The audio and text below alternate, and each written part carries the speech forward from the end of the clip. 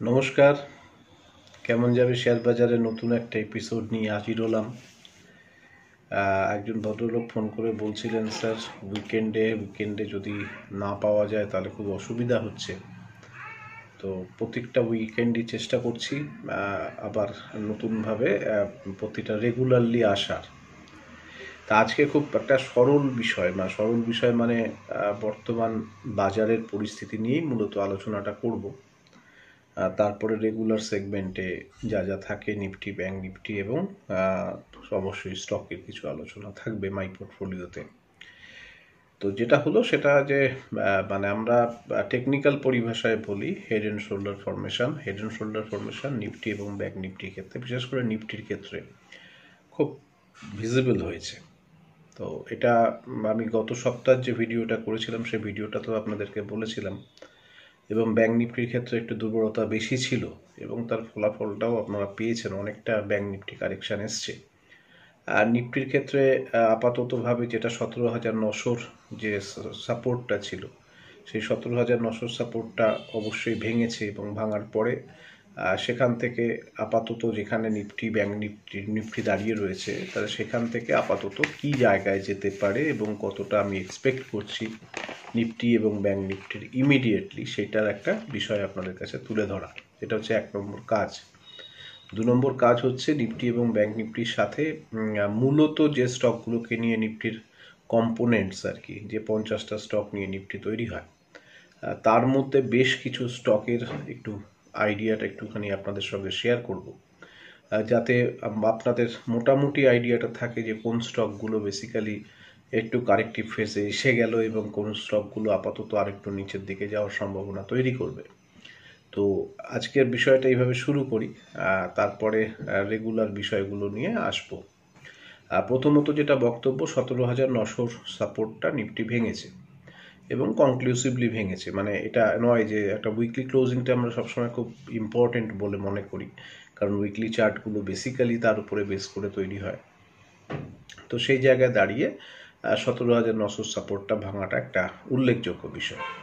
দ্বিতীয় যে বিষয়টা থাকছে যে আপাতত নিফটির সাপোর্টটা কোথায়। নিফটির আপাতত যেটা সাপোর্ট আছে, একটা চার্টিক্যালি সাপোর্ট আছে 17,700-তে। কিন্তু যদি ডেরিভেটিভ সেগমেন্টে ওপেন ইন্টারেস্ট বিল্ড আপ বা সেই জাতীয় যদি সাপোর্টটা বলেন, তাহলে সাপোর্টটা শিফট করে যাচ্ছে 17,500-তে।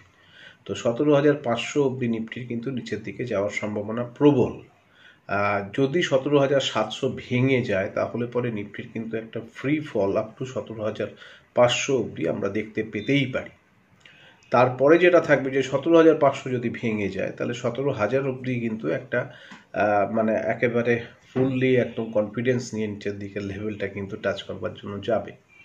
তো কারণ খুব মানে যে সাপোর্টগুলো রয়েছে খুব একটা মানে বিরাট কিছু সাপোর্ট কিন্তু সেই জায়গায় নেই। তাহলে এই জায়গায় যেটা করার সেটা হচ্ছে নিচের দিকের লেভেলে 17,700 সাপোর্টটাকে একটু দেখে নেওয়া। 17,700 সাপোর্টটা যদি বাই ক্লোজিং ভাঙে তাহলে 17,500 অবধি দেখতে পাওয়া। 17,500 সাপোর্টটাও যদি ইমিডিয়েটলি ভেঙে যায় তাহলে সেক্ষেত্রে 17,000 অবধি কিন্তু নিফটি চলে আসার সম্ভাবনা থাকবে। ওপরের দিকে উঠলে পরে আপাতত হিউজ রেজিস্ট্যান্স 18,000 লেভেল, 18,000-এর লেভেলটা ক্রস করা খুব কঠিন নিফটির পক্ষে। তো 18,000-এর লেভেলটা যদি ক্রস করে তারপরে আবার নতুন করে উপরের দিকে ভাবা যাবে, কিন্তু ইমিডিয়েট বেসিস কিন্তু 18,000-এর রেজিস্ট্যান্সটাকে একটু খেয়াল রাখতে হবে। এটা নিফটির ক্ষেত্রে আমি আগে বলে নিলাম, কারণ এই নিফটির সঙ্গে এইবারে যেগুলো আসবো সেগুলো হচ্ছে বেশ কিছু স্টক নিয়ে আপনাদের কাছে আসি, যে স্টকগুলো ইমিডিয়েটলি কিন্তু সব 200 ডিএমএকে ভেঙে অবস্থান করছে। প্রথম স্টক যেটা আসছে সেটা হচ্ছে সিপলা। সিপলা কিন্তু 200 ডিএমের তলায় চলছে, ভীষণ দুর্বল। ব্রিটানিয়া 200 ডিএমের তলায় চলছে, আইচার মোটর 200 ডিএমের তলায়, হিন্দুস্তান লিভার 200 ডিএমের তলায়, ইন্ডাসইন্ড ব্যাংক 200 ডিএমের তলায়। এই স্টকগুলোকে কেন আমি বললাম, এই স্টকগুলো কিন্তু প্রত্যেকটাই কিন্তু ফান্ডামেন্টালি স্ট্রং স্টক, কিন্তু 200 ডিএমের তলায় চলছে। তলায় চলা মানে হচ্ছে ইমিডিয়েটলি, অর্থাৎ এখনই কিন্তু এদের ওপরে ওঠার সম্ভাবনাটা ভীষণ কম। বাজারে যদি একটা হিউজ রান আপ দেয় উপরের দিকে তখন কিন্তু এই স্টকগুলো বেসিক্যালি মুভমেন্ট করবে। আদারওয়াইজ কিন্তু মানে ইন্ডাসইন্ড ব্যাংক ধরুন, আমি এই আলোচনাটা একটু করি। ইন্ডাসইন্ড ব্যাংক আপনাদের মনে আছে মনে হয় যে মানে অনেকটা দিন আগেই আমি যখন ব্যাংকিং স্টকগুলো নিয়ে আলোচনা করেছিলাম তখন বলেছিলাম সবচেয়ে ওভারভ্যালুড স্টক কিন্তু ইন্ডাসইন্ড ব্যাংক। এই স্টকটার কারেকশানটা কিন্তু এক্সপেক্টেড ছিল ওই লেভেল থেকে। আপাতত ইন্ডাসইন্ড ব্যাংক আরও নিচের দিকে এসছে এবং আপাতত কিন্তু বেশ খানিকটা ডাউনসাইড মোমেন্টাম তৈরি করছে।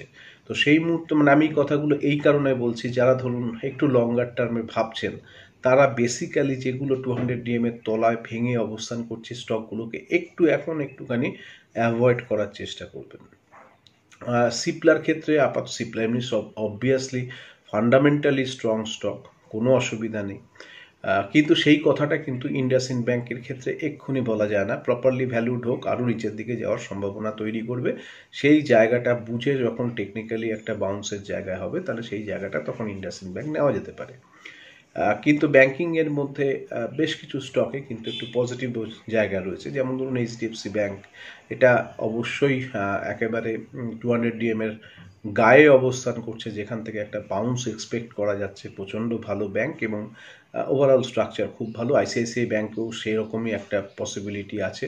অ্যাক্সিস ব্যাংক কিন্তু ভীষণ দুর্বল লাগছে, কারণ অ্যাক্সিস ব্যাংকের মোটামুটিভাবে 200 ডিএম এর তলায় তো অবস্থান করছেই এবং তার সাথে অনেকগুলো সাপোর্ট ভেঙে অ্যাক্সিস ব্যাংক কিন্তু একটু নিচের দিকে যাচ্ছে।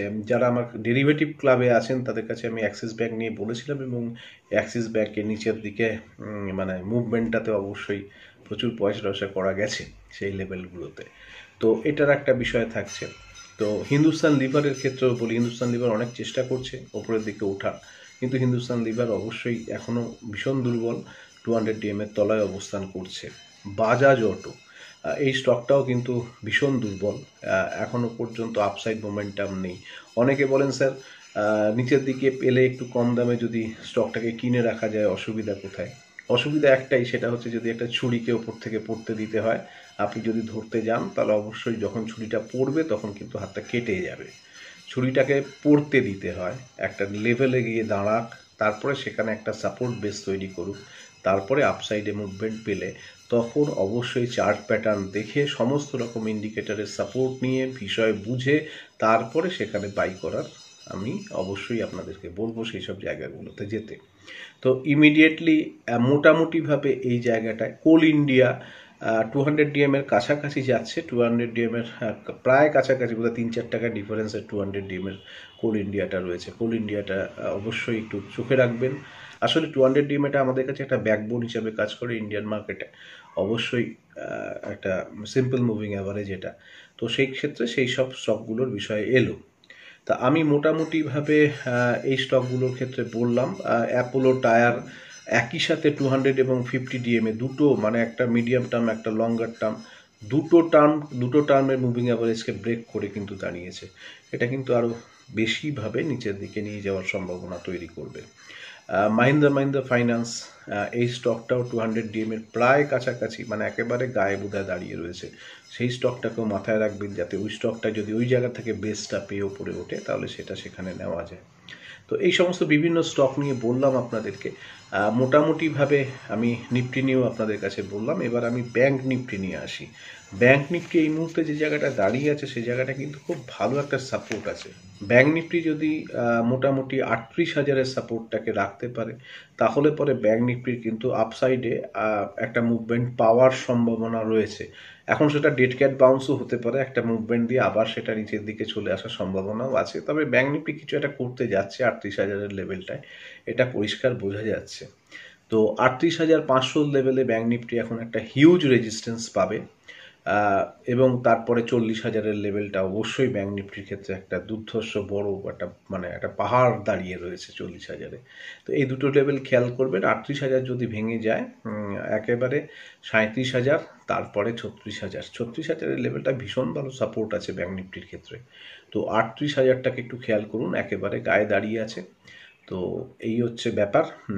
মোটামুটি অনেকগুলো স্টক নিয়ে আলোচনা করলাম, বাকি সমস্ত বিষয়গুলো নিয়ে আসছি। ইউটিউবের ভিডিওর সাথে ইউটিউবের ভিডিওটা যখন যেরকমভাবে পপুলার হয়েছে আর কি, ঠিক সেরকমভাবেই আপনাদের কাছে আপনাদের রিকোয়েস্ট ছিল যে একটা যদি সপ্তাহ চলাকালীন যদি কিছু মানে প্রেডিকশান কিছু দেওয়া যায় বা কিছু যদি বলা যায় তাহলে সুবিধে হয় কাজকর্ম করার ক্ষেত্রে। তো সেটা দেখে অনেক দিন ধরেই হলো একটা সার্ভিস চালু হয়েছে। তা সেই সার্ভিসটার কথা আরেকবার নতুন করে বলি। সেটা হচ্ছে যে মানে প্রাথমিকভাবে যেটা শুরু হয়েছিল সেটা হচ্ছে সোমবার দিন সন্ধেবেলা আর বুধবার দিন সন্ধেবেলা মোটামুটি 8টা, সাড়ে 8টা, 9টার মধ্যে ভিডিওটা তৈরি করা হতো এবং সেটা আপনাদের কাছে পৌঁছাতো। তা সেটা এখন একটু পরিবর্তিত হয়ে মঙ্গলবার দিন সকালবেলা আর বৃহস্পতিবার দিন সকালবেলা সকাল 8টার মধ্যে ভিডিওটা আপনাদের কাছে হোয়াটসঅ্যাপ মারফত পৌঁছে যায় একটা নামমাত্র পারিশ্রমিকের বিনিময়ে।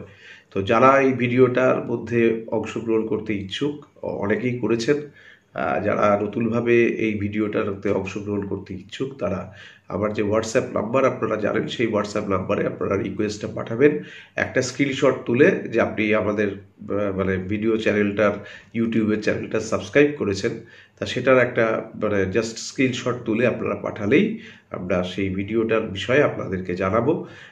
আপনারা সেইভাবেই যদি ইচ্ছুক হন তাহলে অবশ্যই ভিডিওটাতে আপনারা এই প্রাইভেট ভিডিওটার বিষয়ে আপনারা আগ্রহ প্রকাশ করতে পারেন বা দেখতে পারেন। নমস্কার, আমি প্রদীপ রায়চৌধুরী, একজন অবসরপ্রাপ্ত ব্যাংক কর্মী।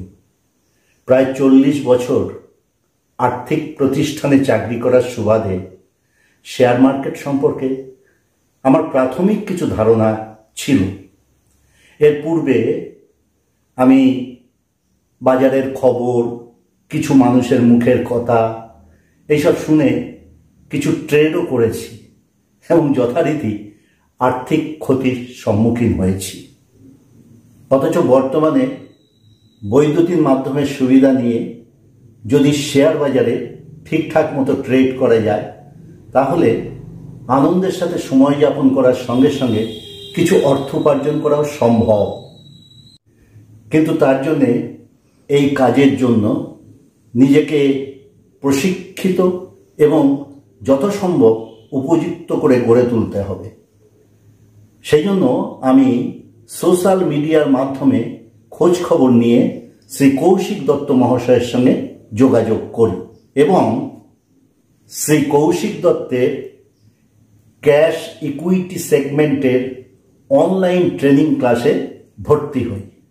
ট্রেনিং শেষে আজ আমি খুব ভালো করেই বুঝতে পেরেছি যে পড়াশুনো, উপযুক্ত প্রশিক্ষণের সঠিক গাইডেন্স, প্রফেশনাল অ্যাটিটিউড এবং সংযম ছাড়া শেয়ার মার্কেটে কাজ করা একেবারেই উচিত নয়। স্যার শ্রী কৌশিক দত্ত মহাশয় আমাদের মোট 14টি ক্লাসের মাধ্যমে ইকুইটি সেগমেন্ট এর ক্লাস করিয়েছেন, থিওরিটিক্যাল এবং প্র্যাকটিক্যাল অ্যাপ্লিকেশন সহ। 3টি ক্লাস করার পর স্যার আমাদের দিয়ে চার্ট তৈরি করার হোমওয়ার্ক করাতেন এবং সেগুলো নিজে খুব ভালো করে দেখে দিতেন, ভুল সঠিক সমস্ত ধরিয়ে দিতেন, আমাদেরকে শুধরে দিতেন। 8টা ক্লাস হয়ে যাওয়ার পর আমাদের দিয়ে বিভিন্ন প্রজেক্ট করিয়েছেন, আমাদের দিয়ে পেপার ট্রেড করিয়েছেন এবং 10-11টা ক্লাস হয়ে যাওয়ার পর আমাদের দিয়ে short time trade, intraday trade এগুলোর প্র্যাকটিক্যাল প্র্যাকটিস পর্যন্ত করিয়েছেন। ইনভেস্টমেন্ট, শর্ট ও সুইং ট্রেডিং, ইন্টারডে ট্রেডিং এই সমস্ত ব্যাপারগুলোতে আমি এখন নিজেই একাই অনেকখানি সিদ্ধান্ত নিতে পারি। টেকনিক্যাল, চার্ট, ইন্ডিকেটর, ফান্ডামেন্টাল এসব সম্পর্কে অনেকখানি বুঝতে পেরেছি। এছাড়া এন্ট্রি, স্টপ লস, টার্গেট অর্থাৎ এক্সিট এসব ব্যাপারেও আমি অনেকখানি অবগত হয়েছি এবং আমি সংযত হয়ে ট্রেড করে অবশ্যই কিছু পরিমিত অর্থ উপার্জনেও সক্ষম হয়েছি। আজ আমি বুঝতে পেরেছি যে আমার ট্রেনিং পূর্ব অভিজ্ঞতা আমাকে শেয়ার বাজার সম্পর্কে অনেকখানি বিমুখ করেছিল, কিন্তু আজ আমি প্রশিক্ষিত, আমি সংযত, আমি প্রফেশনাল অ্যাটিটিউড আমার মধ্যে দেখা যায় এবং আমি অনেকখানি আত্মবিশ্বাসী। আমি স্যার শ্রী কৌশিক দত্ত মহাশয়কে আন্তরিক ধন্যবাদ ও কৃতজ্ঞতা জানাই যে তিনি অত্যন্ত প্রাঞ্জল, সহজভাবে এবং অত্যন্ত ধৈর্যের সঙ্গে ট্রেনিং দিয়ে আমাকে শেয়ার বাজারে অনেকখানি স্বাবলম্বী করে তুলেছেন। আগামী দিনে তিনি আরও অনেক মানুষকে শেয়ার বাজারের উপযুক্ত করে গড়ে তুলুন, আমি এই কামনা করি। ধন্যবাদ, সবাই ভালো থাকবেন।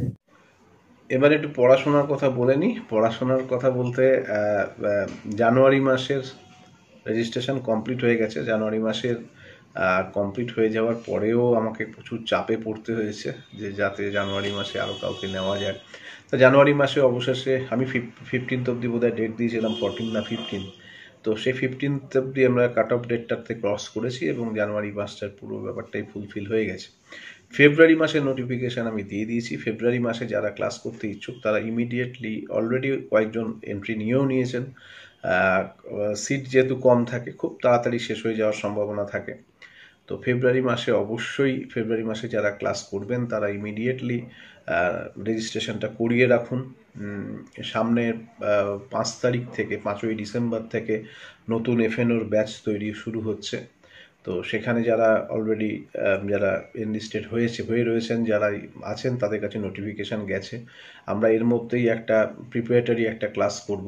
এই প্রিপারেটরি ক্লাসটার একটা বিশেষ বৈশিষ্ট্য আছে। যারা ধরুন আমার কাছে মানে রিসার্চ অ্যানালিসিসের ক্লাসটা করে এসে ফিউচার অপশনের ক্লাস বা ডেরিভেটিভের ক্লাসটা করছেন, তাদের ক্ষেত্রে কিছু জিনিসের অবশ্যই তারা সেখান থেকে শুনে আসছেন বা করে আসছেন, বুঝে আসছেন, তাতে একটু সুবিধা হয়। আর যদি যারা নতুন এসে ফিউচার অপশানে জয়েন করছেন তাদের জন্য অবশ্যই কিছুটা পড়াশোনা করে আসাটা জরুরি। যারা ফিউচার অপশানে কাজ করছেন তাদের অনেকেই বলছেন, স্যার এরকম ফিউচার অপশানের ক্লাসে আমরা যদি ঢুকি তাহলে কী প্রবলেম হবে। প্রবলেমটা খুব একটা বেশি কিছু না। প্রবলেমটা হচ্ছে পড়াশোনা করবার যদি তাগিদ থাকে, এবার এখন ইনফরমেশন টেকনোলজির যুগ, প্রচুর জিনিসপত্র পাওয়া যায়, খুব একটা সমস্যা কিছু হয় না, শুধু পড়াশোনা করতে হয় একটু বেশি করে আর কি, এই হচ্ছে বিষয়। তো তাহলে দুটো বিষয় হলো, একটা ফেব্রুয়ারি মাসে রেজিস্ট্রেশনটা শুরু হয়ে গেছে, আর একটা বিষয় হলো আমরা 5 তারিখ থেকে ডেরিভেটিভের ব্যাচটা স্টার্ট করছি। তো যাই হোক, এই গেল। এবারে আসি আপনার মাই পোর্টফোলিও বা আমার পোর্টফোলিওতে আমি কি স্টকের পেছনে যাব। তো বাকি গত সপ্তাহ বিড়লা সফটটা তো অসাধারণ মুভমেন্ট করেছে, প্রচুর সব ভেঙে টেঙে কোথায় চলে গেছে। একটা অসাধারণ রিভার্সাল বাউন্স দেখেছি আমরা জেকে সিমেন্টে, একটা খুব ভালো মুভমেন্ট। এরকম পড়ার বাজারও জেকে সিমেন্ট একেবারে মানে বাউন্স করিয়ে নিয়ে প্রায় 100-150 টাকা উপরে টেনে তুলে নিয়ে গেছে, সেই মুভমেন্টটা হয়েছে।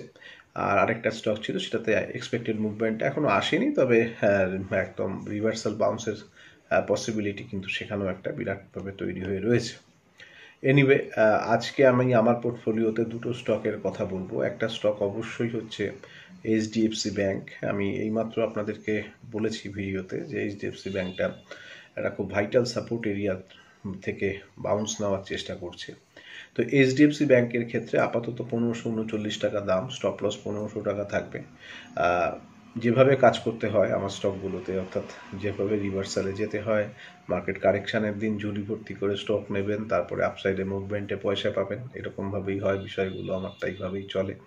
তো সেভাবে হলো যে এইচডিএফসি ব্যাংক 1539 দাম, স্টপ লস 1500 টাকা, টার্গেট হচ্ছে 1570 এবং 1610। অ্যাস্ট্রাজেনকা 3098 টাকা দাম, স্টপ লস থাকছে 2970 টাকা, আমার টার্গেট থাকবে 3152 এবং 3220। তা আজ এই অবধি। সকলে ভালো থাকবেন, আবার আসবো কেমন যাবে শেয়ার বাজারে নতুন একটা এপিসোড নিয়ে। ধন্যবাদ।